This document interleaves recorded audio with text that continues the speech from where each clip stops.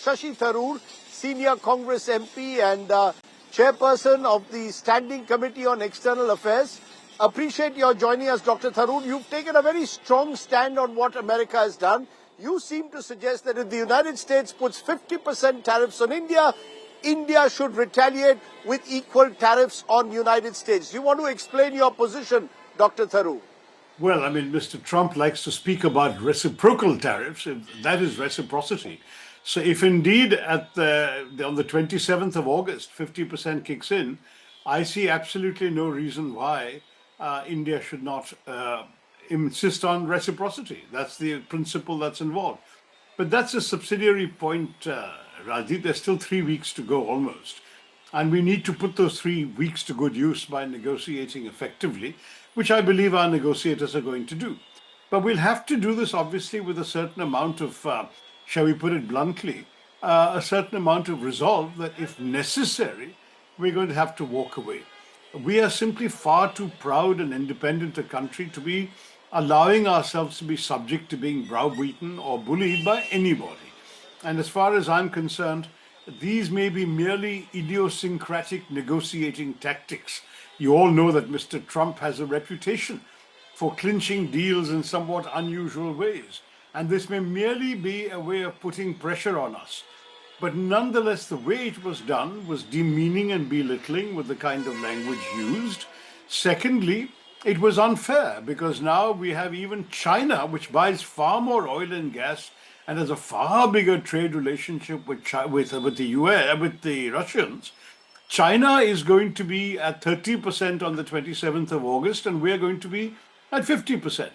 So, I mean, it's just completely upending the entire notion of a strategic relationship with India versus a competitive rivalry with China. To my mind, if Mr. Trump can cast us so lightly to the winds, then we do have some serious rethinking to do as a country. There are two parts from what you've said that I want to come to one by one. The first is you seem to suggest retaliatory tariffs as a way to sort of look up and stand up to the bully. Now, I've spoken to a number of economists who are saying we don't need to get into a tariff war. Let's keep the temperature down. Let's cool things down. Do you agree that that could be one way to do things? Because the moment you get into retaliatory tariffs, then you're getting into a tariff war that can spiral out of control. So that's the first part that I want to ask you. Rajiv, okay, so on that, let me say, first of all, I'm not suggesting any immediate reaction. I'm not even suggesting that we should immediately announce anything.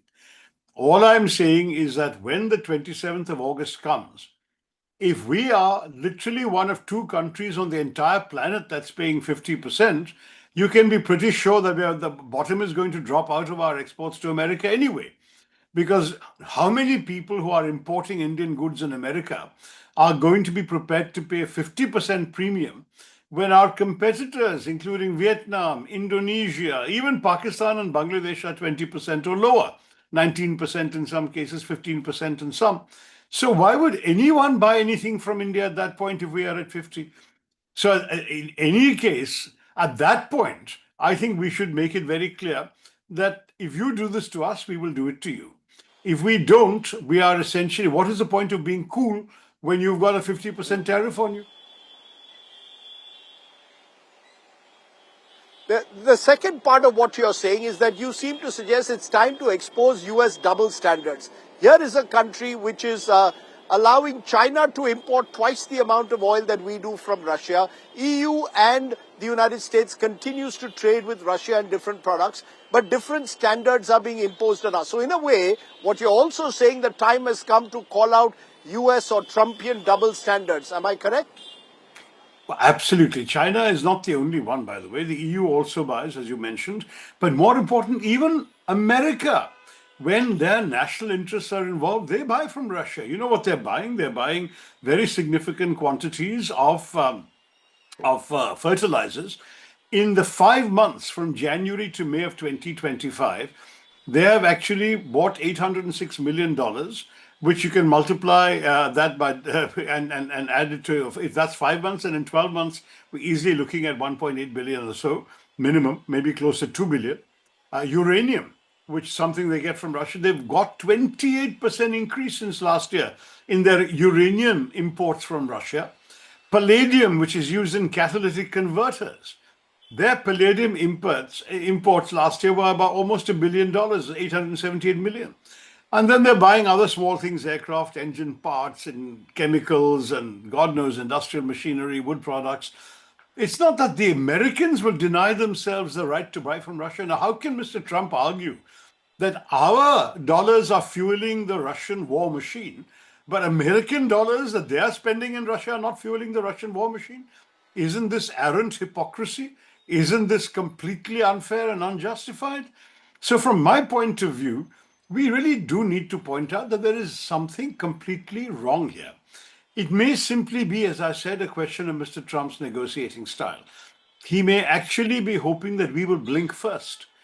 But he has certainly tried the wrong sort of language with a country that for 200 years groaned under the colonial yoke. We are simply not going to accept being dictated to, Raji.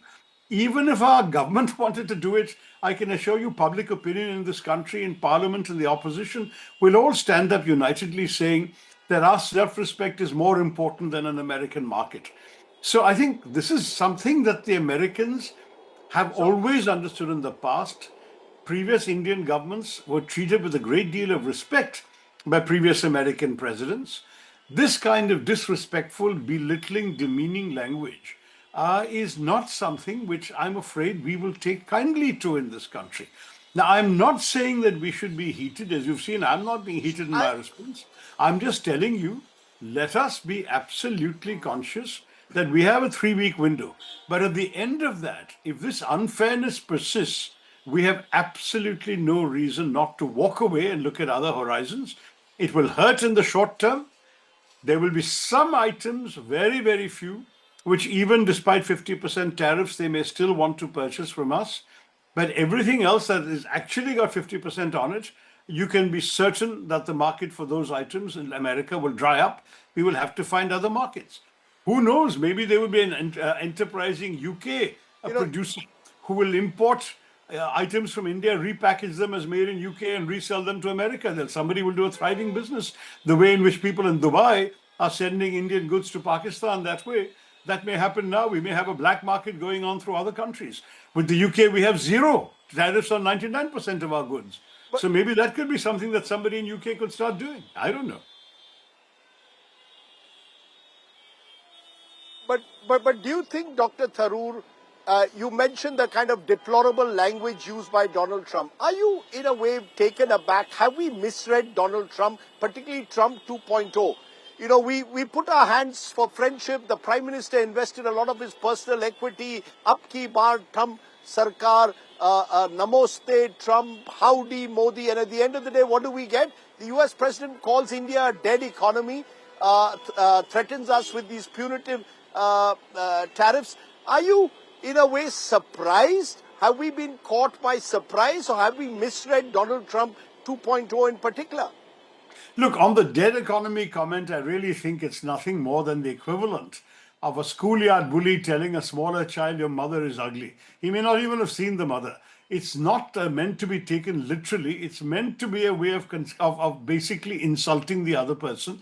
The idea is for the other person to feel taken aback and thereby to be at a weaker position. In this case, in a schoolyard bully, but in this other case, in a diplomatic negotiation. Mr. Trump is famous for his unconventional techniques. When Larry King asked him about his negotiating style in a famous interview, Radeep, Trump replied by saying, "Do you mind if I move my chair away from you? You have terrible breath coming out of your mouth. Do you realize that? Have people told you that?" Larry King was shattered, his face fell, and then Trump dominated the interview, got all his messages across. And in the end, when he got up and the cameras were switched off, he said to Larry King, "You wanted to see my negotiating style? I just showed you." That was the Donald Trump, I beg your pardon, of the art of the deal. So he will say and do anything to make a deal that he wants. But he may have picked the wrong target for insulting language.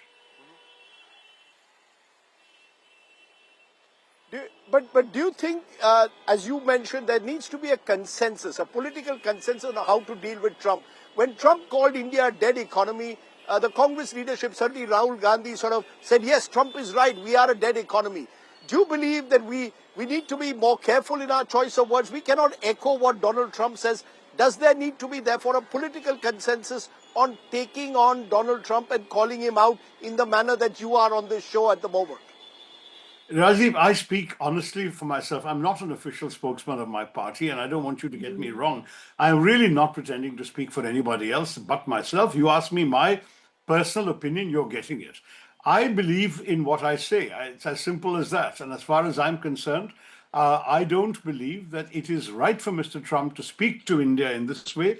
Whoever is in the Indian government, whichever party is in power, our self-respect is simply not up for bargaining. I'm sorry. It's as simple as that. And as far as the substance is concerned, by all means, keep a cool head. By all means, negotiate over the next 3 weeks with sense. Try and explain to the Americans why we have certain red lines. We have 700 million people in our country who are dependent on agriculture. We cannot sell them down the river with subsidized American grains flooding our market. There are other areas where we might be able to show some flexibility and some give. I think we may not be needing to resist a number of American items where, in any case, only a small percentage of Indian consumers can afford to buy them, just like we gave in during Trump 1.0 on Harley Davidson motorcycles, because Trump made an issue of that. I mean, after all, they went from selling, God knows, 83 motorcycles in India per year to about 280 motorcycles instead after we lowered the tariffs. Doesn't hurt anybody. We didn't need to impose heavy tariffs on Harley Davidsons because it's a very small elite segment that can afford them. So like that, there may be things we can give in on to show the Americans we're making concessions, but which will not hurt the vast majority of Indians, because the vast majority of Indians will not be buying those American items. To my mind, that kind of negotiation we should be doing. But when it comes to fundamentals, Right. there are interests that any government would have. Frankly, whether it is Mr. Modi or tomorrow Mr. Gandhi, no one is going to sell our farmers down the river. There is a consensus that we are living with an agricultural economy on which a substantial percentage of our population is still dependent. We have a certain political responsibility towards them. No government can afford to abandon that. So in a sense, you're endorsing the red line that Prime Minister Modi and his government has drawn. The Prime Minister has also very clearly said, no compromise when it comes to agriculture. We will be there to defend our farmers' interests, even if it means taking tough choices. Yes, I mean, the truth is that on these matters, I think most Indian governments have recognized some of our vulnerabilities. And agriculture, because so many farmers are living very, very close to breakpoint. You know that we have farmer suicides every year. When harvests fail and they are unable to pay their debts, many farmers take their lives. These are not people you can suddenly impose phenomenal competition from subsidized mass-produced grain.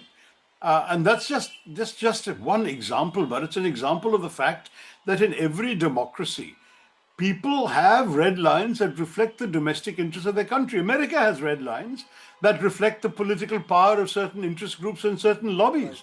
Any American negotiator will understand that if it's properly explained. So I wish our negotiators luck in explaining some of these things and persuading their own government that we are really offering the best deal that we can offer.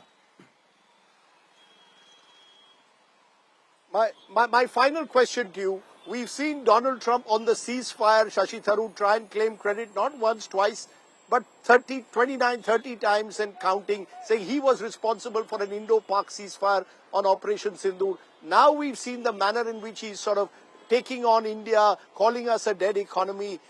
In your view, have we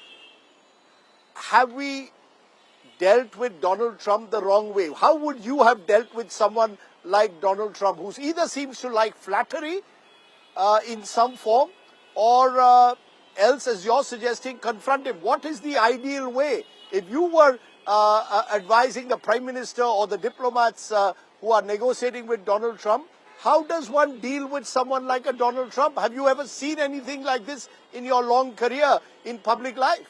No, I don't think anyone has seen quite a political leader. Now, you'll have to ask Melania Trump, I think, how she deals with the Donald. But let me just say, Rajiv, that as far as Mr. Trump's claims about the ceasefire were concerned, my assumption is that he must have lent heavily on the Pakistanis. And we should have probably given him credit for that. We didn't need persuading, and he didn't call us because we didn't. We signaled from day one that if the Pakistanis hit, we hit. If they stop, we stop. That was always the approach that the Congress, beg your pardon, that the government of India took consistently. And therefore, we didn't need persuading. But the Pakistanis may have been trying to explore all options of hitting India, especially after we hit their 11 air bases on the night of the 9th, 10th. Maybe the Americans lent heavily on the Pakistanis. So we could have given him credit for that and said, your contribution in getting the Pakistanis to sue for peace, we really appreciate. That was a very nice gesture. Something like that to flatter him, I don't know. But I mean, that perhaps would have been enough to mollify him. Because certainly he did not persuade us, and I think the Prime Minister is right in clarifying to the Indian public that he didn't get any call or any pressure from the Americans. He didn't need it either. But the Pakistanis may well have done, and that may be why the Pakistanis are following over backwards to express their gratitude to America for having given them the face saving out of a brokered peace. Okay. Shashi Tharoor, for speaking your mind and speaking so plainly, I wonder what would be your first line? What would be a Tharoorism? If you met Donald Trump tomorrow morning, you have a Tharoorism to give us? What would you tell Donald Trump? I'll tell you after it happens, Rajdeep. Take care. Thanks very much. Yeah, but we may, we may well need you at some stage to send out Donald Trump the kind of message that you sent on this show tonight. But I appreciate, Shashi Tharoor, you joining me here on the show. Thank you so much.